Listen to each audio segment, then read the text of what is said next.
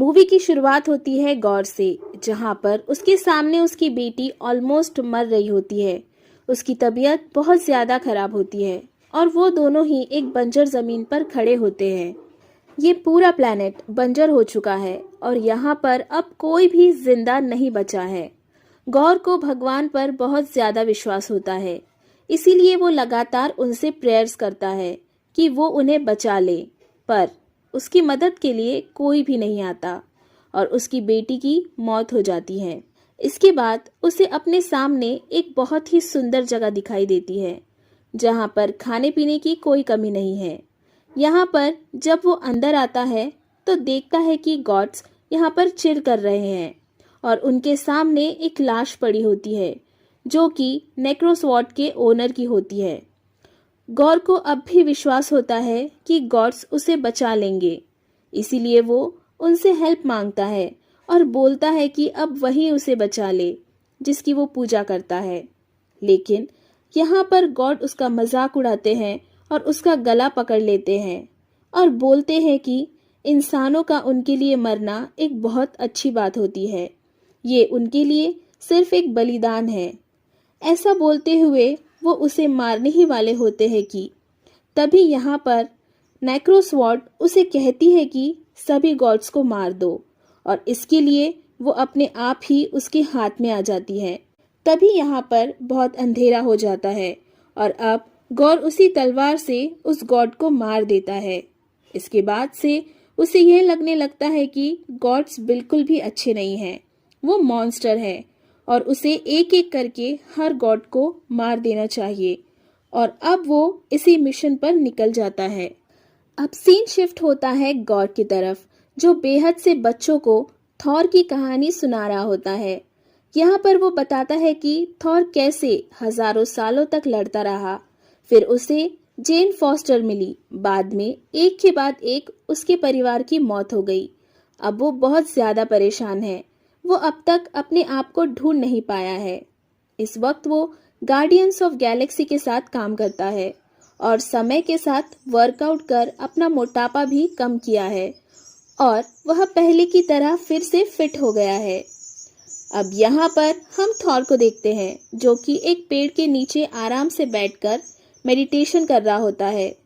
तभी वहाँ star Lord आता है और उसे हेल्प मांगता है, क्योंकि वो लोग नीचे जंग लड़ रहे होते हैं और उसके बिना जंग जीतना मुश्किल है। इसीलिए थॉर यहाँ पर अपने स्टॉर्म ब्रेकर को उठाता है और हैरी पॉटर की झाड़ू बनाकर उसके ऊपर बैठकर उड़ता हुआ निकल जाता है और जंग के मैदान में पहुंच जाता है। यहाँ पर उसके सामने इस प्लैनेट के लोग खड़े होते हैं। वो लोग उसे बताते हैं कि किसी ने उनके देवता को मार दिया है और अब उनका मंदिर भी बर्बाद कर रहे हैं। ये सुनकर थॉर थोड़ा शॉक हो जाता है कि देवताओं को कौन मार सकता है, पर इसके बाद वो अपना स्टॉर्म ब्रेकर उठाता है और एक ही बार में हर किसी को मारने लगता है। वो यहाँ पर पूरी आर्मी को अकेले ही खत्म कर देता है और आर्मी के सेनापति मरने के लिए टेंपल के अंदर जाते हैं और टेंपल को फोड़ते हुए बाहर निकलते हैं, जिसकी वजह से टेंपल भी टूट जाता है।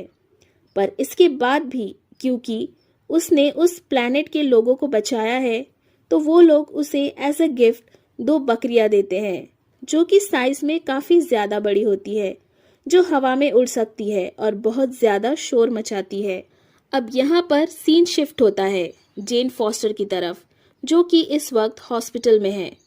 उसे स्टेज 4 का कैंसर है। उसके पास बहुत ही कम समय बचा होता है। वो अपने इलाज के लिए हर जगह ट्राई करती है, पर उसे कहीं भी इलाज नहीं मिलता। अब यहाँ पर वो मेवनीर के बारे में पढ़ती है। जिसके पास भी मेवनीर होता है वो उसे हेल्दी बनाए रखता है। इसीलिए अब वो न्यू एस्गार्ड पहुंच जाती है, जहाँ हम देख पाते हैं कि अब एस्गार्ड काफी ज्यादा बदल चुका है और वो पहले की तरह बेकार नहीं है। मतलब कि जब वो लोग अर्थ पर आए थे तो वो काफी ज्यादा गरीब थे, पर वॉल्करी ने गवर्नमेंट के साथ मिलकर काफी तरक्की कर ली है। अब यहाँ पर उन्होंने एस्गार्ड को एक टूरिस्ट स्पॉट बना दिया है। यहाँ दुनिया भर से लोग घूमने और एस्गार्ड के इतिहास के बारे में जानने आते हैं, जिसकी वजह से उन्हें अच्छा खासा प्रॉफिट होता है। वहीं हम टूटे हुए म्योनीर को देखते हैं जो कि एक ग्लास के शो केस में बंद होता है। जैसे ही जेन म्योनीर के पास जाती है तो वो अपने आप ही जुड़ने लगता है और सीन यहीं पर कट हो जाता है। नेक्स्ट सीन में हम थॉर को देखते हैं जो गार्डियन ऑफ द गैलेक्सी की टीम के साथ शिप के अंदर होता है। तभी यहाँ पर उन्हें एक मैसेज मिलता है तो पता चलता है कि अलग अलग जगह पर कोई तो सभी देवताओं को मार रहा है। यहाँ पर उसकी एक फ्रेंड उसे बताती है कि यहाँ पर सभी देवताओं को मारा जा रहा है। उनसे फाइट करते हुए वो बहुत घायल हो गई है और ऑलमोस्ट मरने वाली है। ये सुनते ही थॉर तुरंत उसकी हेल्प के लिए कॉर्ग और अपनी 2 बकरियों के साथ निकल जाता है। जाने से पहले स्टार लॉर्ड उसे मोटिवेशनल स्पीच देता है कि उसे प्यार का रास्ता अपनाना चाहिए और जिससे वो अपने आप को पहचान पाएगा। अब थॉर उस जगह पहुंच जाता है जहां पर एक बहुत बड़ा सा मॉन्स्टर जो कि रियलिटी में एक गॉड होता है वो मर चुका होता है। वहीं थोड़ी दूर उसकी दोस्त घायल पड़ी होती है। वो उसे बताती है कि उसका नाम गौर है जो कि हर एक गॉड को मार रहा है और अब वो एस्गार्ड जा रहा है। तो थॉर यहाँ पर एस्गार्ड को बचाने के लिए आता है पर तब तक गौर भी यहाँ पहुंच चुका होता है। वो यहाँ पर एस्गार्ड के सामने खड़ा होता है और अपनी तलवार को जमीन के अंदर डालता है। इसके बाद जमीन के अंदर से शैडोज निकलती है और शैडोज के अंदर से मॉन्स्टर आते हैं। ये मॉन्स्टर पूरे शहर के ऊपर हमला कर देते हैं। वाल्करी इनसे फाइट कर रही होती है। तभी वहां पर थॉर आता है और उनसे लड़ने लगता है कि तभी वहां पर थॉर अपने मिन्योर को देखता है, लेकिन मिन्योर उसके हाथ में आने की बजाय जेन के हाथ में जाता है और जेन ने थॉर वाली कॉस्ट्यूम पहनी होती है। मतलब कि अब जेन होती है माइटी जेन। ये देख करके थॉर को बहुत बड़ा झटका लगता है और अब हम फ्लैशबैक में देखते हैं कि पहले किस तरह से उनका रिलेशनशिप काफी ज्यादा अच्छा था। और ऐसे ही एक दिन थॉर ने अपने मिन्योर से ये बोला था कि जेन को हमेशा प्रोटेक्ट करना, और यही रीजन होता है कि जब जेन मर रही होती है तो मिन्योर उसे पुकारता है और उसे अपने पास बुला लेता है। पर अब यहाँ पर गौर आ जाता है और आते ही थॉर के ऊपर अटैक करने लगता है। थॉर यहाँ पर उससे लड़ता तो है लेकिन गौर उसके ऊपर भारी पड़ रहा होता है। गौर यहाँ पर थॉर को ऑलमोस्ट मारने ही वाला होता है कि तभी वहाँ पर वाल्करी और जेन आ जाते हैं और अब तीनों मिलकर उस पर अटैक करते हैं। तो गौर वहाँ से भाग जाता है पर जाते जाते वो एस्गार्ड के सारे बच्चों को भी अपने साथ में लेकर चला जाता है। अब यहाँ सभी लोग एक हॉल में इकट्ठा होते हैं जहाँ पर इन्हें प्लान बनाना था कि आगे क्या करना है। यहाँ पर थॉर अपने मिन्योर को अपनी एक्स गर्लफ्रेंड के हाथों में देख रहा होता है और वो अपने हाथ से ट्राई भी करता है कि मिन्योर उसके हाथ में आ जाए। पर तभी वहाँ पर उसके हाथ उठाने पर उसके सामने स्टॉर्म ब्रेकर आ जाता है। स्टॉर्म ब्रेकर और मिन्योर इन दोनों को ये सारी बातें समझ में आती है और स्टॉर्म ब्रेकर यहाँ पर इस बात से जल रहा होता है कि थॉर को उसका मिन्योर वापस चाहिए। इसीलिए स्टॉर्म ब्रेकर भी गुस्से में आकर थॉर की बात भी नहीं मान रहा होता है। और अब यहाँ पर थॉर से बात करने के लिए हेमडॉल का बेटा आता है। दरअसल किडनैप हुए बच्चों में हेमडाल का बेटा भी होता है जिसके पास हेमडॉल वाली पावर्स होती है। तो वो यहाँ पर थॉर से बात कर रहा होता है। थॉर उसे अपनी शक्तियों के बारे में एहसास दिलाता है और अब वो थॉर को वो जगह दिखा पाता है जहाँ पर इस वक्त वो लोग बंद हैं। थॉर देखकर पहचान जाता है कि ये लोग सायों के सल्तनत में हैं और उन्हें जल्द से जल्द वहाँ पर पहुँचना होगा। यहाँ वो बच्चों को मोटिवेट करता है और वापस रियल वर्ल्ड में आ जाता है। यहाँ पर वो ये बोलता है कि उन्हें वहाँ तक जाने के लिए कुछ चाहिए होगा क्योंकि स्टॉर्म ब्रेकर से वो वहाँ तक नहीं पहुँच पाएंगे। कोई ऐसी चीज़ चाहिए होगी जिसकी हेल्प से स्टॉर्म ब्रेकर अपनी पावर को एक जगह पे फोकस कर सके।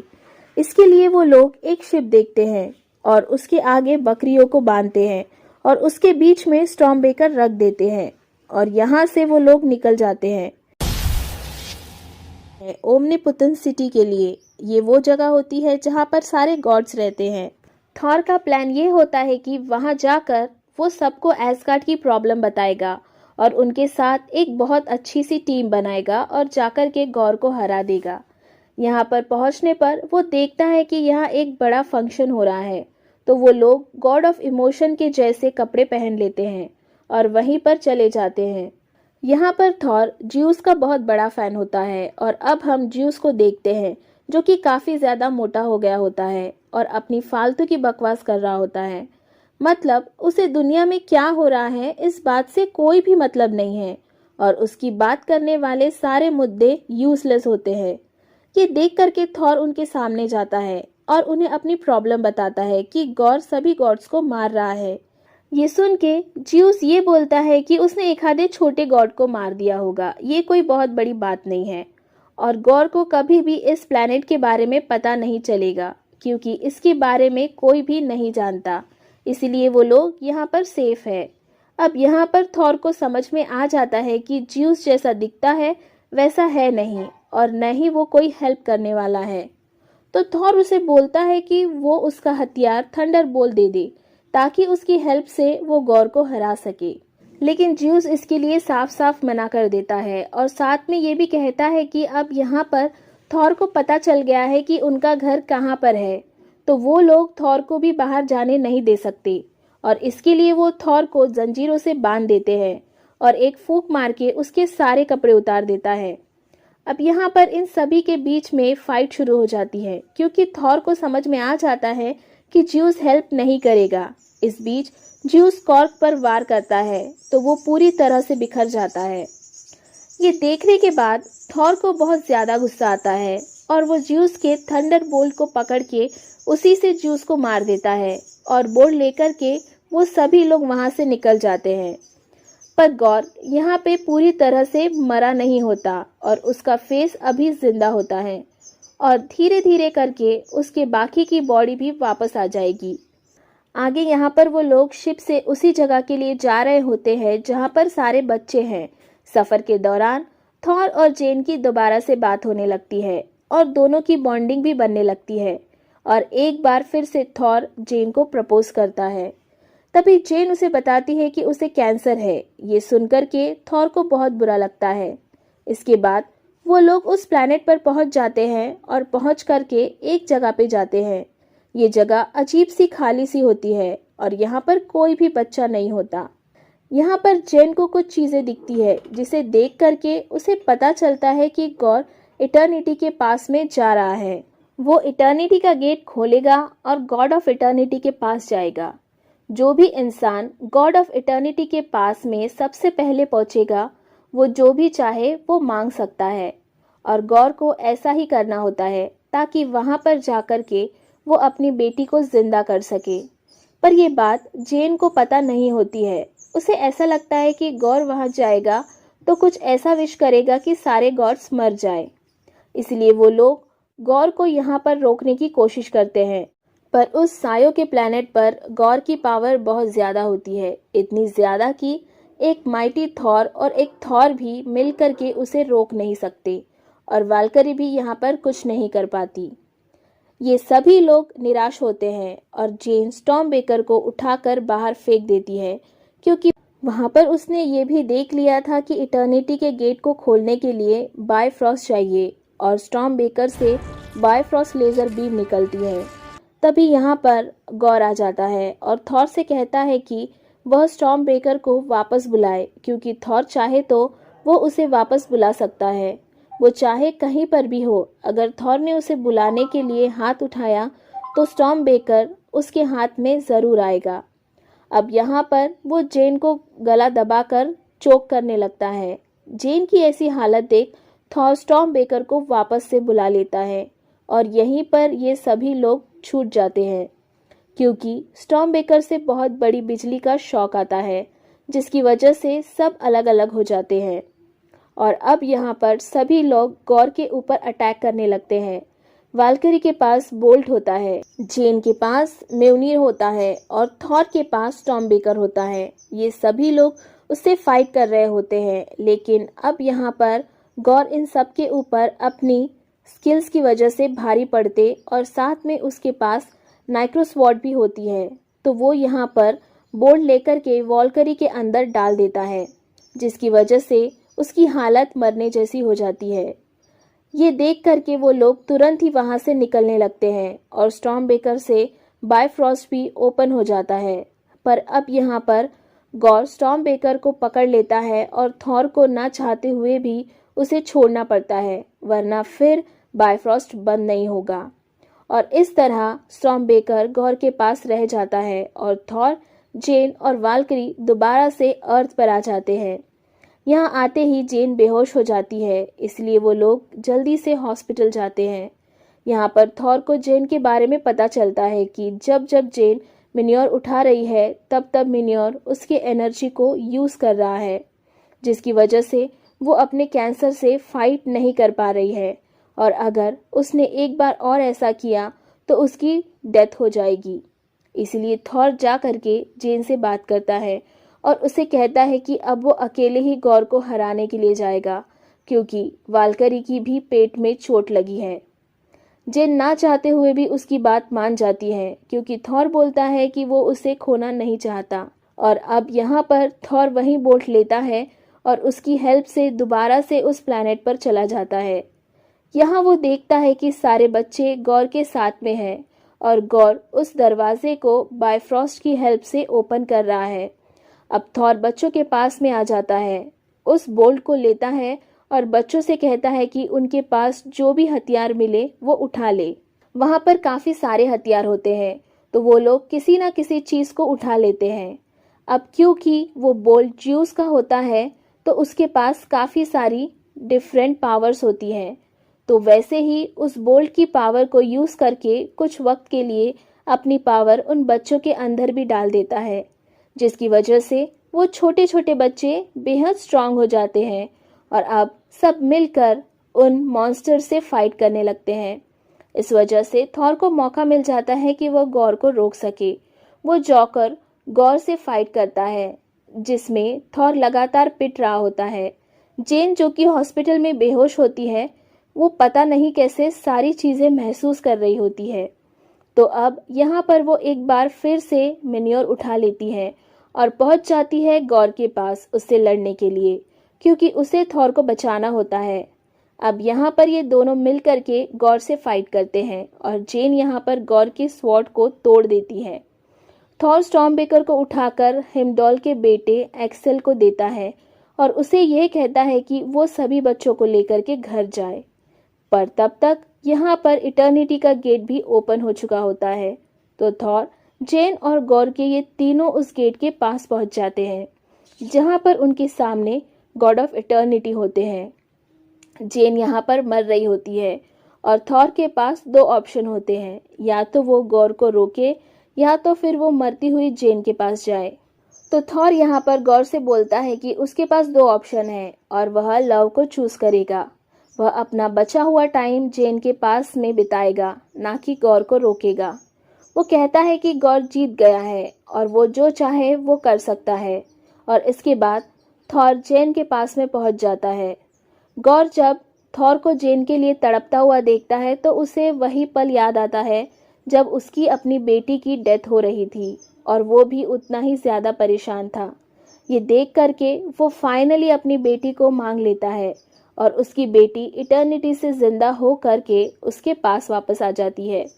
लेकिन यहाँ पर अब गॉर मरने वाला होता है और दूसरी तरफ हम जेन को देखते हैं और फाइनली जेन की भी डेथ हो जाती है। पर क्योंकि जेन के पास में मिन्योर आया था, मतलब कि वो मिन्योर के लिए कैपेबल थी, उसके पास वो सारी पावर्स और वो सारी अच्छाइयाँ थी, इसीलिए मरने के बाद वो जाती है उस जगह पे जहाँ पर सारे भगवान मरने के बाद जाते हैं और यहीं पर उसे हिमडाल भी मिलता है। दूसरी तरफ गॉर मरते मरते थॉर को बोलता है कि वो उसकी बेटी का ख्याल रखे। अब थॉर उसकी बेटी को अपनी बच्ची मान लेता है और अगले सीन में हम देखते हैं कि वो उसके लिए ब्रेकफास्ट बनाता है और उसकी प्रॉपर केयर करता है। और तभी वो दोनों शिप से बाहर निकलते हैं और हम देखते हैं कि थॉर के पास मिन्योर होता है और गॉर की बेटी के पास स्टॉर्म ब्रेकर होता है और साथ ही वो इटर्निटी से पैदा हुई थी, तो उसके पास और भी बहुत सारी पावर्स होती है। और इसके बाद वो दोनों एक बहुत बड़ी आर्मी से लड़ने के लिए चले जाते हैं।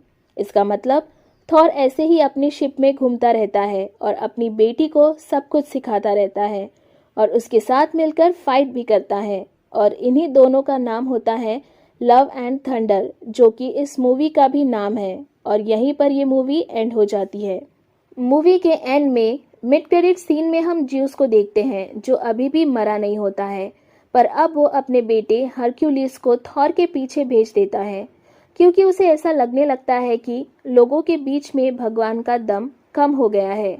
लोग किसी भी प्रॉब्लम के हेल्प के लिए सुपर हीरोज की तरफ ही जाने लगते हैं। थॉर ने उसकी बेइज्जती भी की होती है, तो उसे उसका बदला लेना होता है। सो फ्रेंड्स, ये थी कहानी 2022 में रिसेंटली रिलीज हुई movie Thor the love and thunder की। आपको मूवी की एक्सप्लेनेशन अच्छी लगी हो तो वीडियो को लाइक और चैनल को सब्सक्राइब ज़रूर करें।